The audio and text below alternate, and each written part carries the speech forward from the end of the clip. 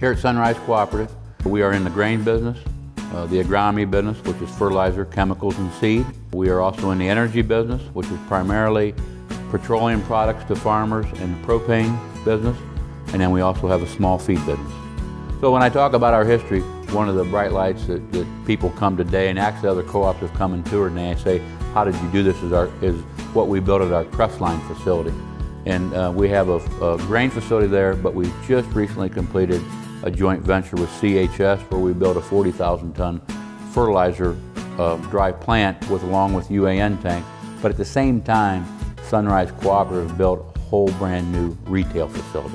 I think the communities that we're in and even the surrounding communities around that really look at Sunrise Cooperative as a respected business today. Yes, we are a cooperative and we're proud of that. I think it's important when you have a successful business that you pick different organizations or businesses where you know people are donating a lot of time and working hard for an end project, whether that's a kid in 4-H or it's a group of people in FFA trying to help kids, or even to the really tough degree of Riders Unlimited, of all these people donating their time to help some challenged kids. Why wouldn't we want to throw dollars at that to help those people help those kids? George, our CEO here at Sunrise, has got a big belief in supporting kids, and so we're big supporters of different organizations and the 4-H and FFA projects. We go to some 13 or 15 livestock sales a year now and put in somewhere around $90,000 a year in just helping out at local county fairs.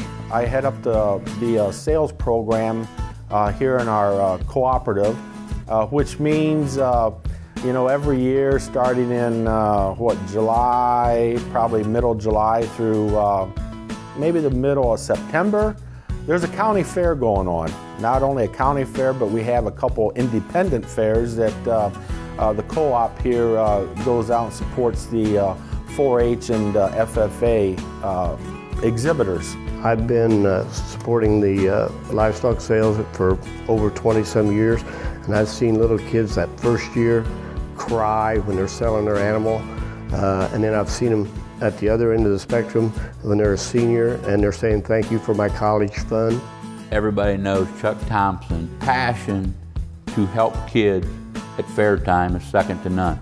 Just like our Vice President of Feed, Dave Hawk. The fairs mean so much to him. Our goal is to have everyone benefit from our community involvement. It's not all about us getting bigger and whatnot. It's about being compassionate, if you will. My people will tell you, I tell them it's just as important as a kid that goes through there that we don't even know, that maybe nobody else knows, but they worked hard on their project and nobody wants to bid. We want to buy that animal. A lot of those kids that we're helping in FFA and 4-H are going to end up back in Sunrise Cooperative, some other local cooperative, or maybe all the way back to CHS. We don't know that, but we have to put some seed money back out there to help build our future leaders. Through the generous sponsorship of Sunrise Cooperative, through our leadership nights, we are able to provide very interesting leadership development workshops to these students. We're able to take our state officer team out to chapters all across the state, and those students take away very valuable tools that they can take back into their local communities. George understands that one of Sunrise Cooperative's most vital roles in the community is that of giving back. At Riders Unlimited, I actually got involved by reading a flyer that happened to be sent to me about it in the local community. They were needing help. Hi, I'm Rebecca Regger, and I'm the Program Director and Instructor for Riders Unlimited Incorporated. And we do equestrian programs, primarily with people with disabilities and with able-bodied riders as well. Riders Unlimited really is just basically taking a bunch of volunteers, very good people, that put their donated time together and their assets and purchased horses and use them to help kids and young adults that are physically and mentally challenged. Part of why the horse is such a unique tool for what we do is because we can use the natural movement of the horse to move muscle groups or move the joints. I can use a horse's walk to relax somebody's muscles. I can use a horse's trot in order to increase their muscle tone. I can have riders turn right or left, and it'll stretch certain muscles while it compacts other muscles. And the movement of the horse itself is just like the human walk.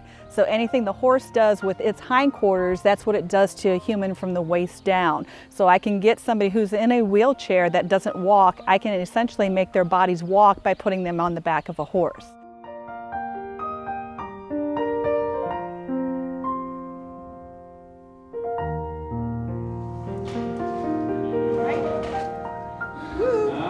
Twisted. Okay, right. Slowly but surely.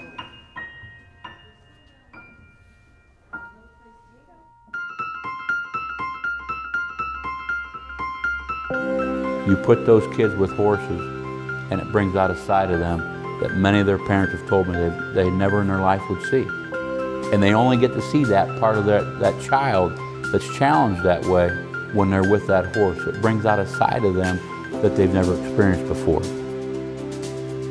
My son TJ, he's been riding here with Riders Unlimited for 10 years now.